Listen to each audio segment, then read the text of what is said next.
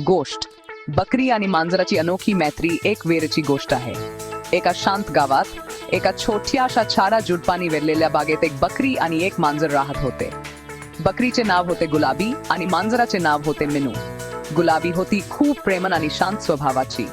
दिवसभर ती गवत खात खेळत आणि अंगणात छोपून राहायची. तर मिनू होती चंचल आणि हुशार.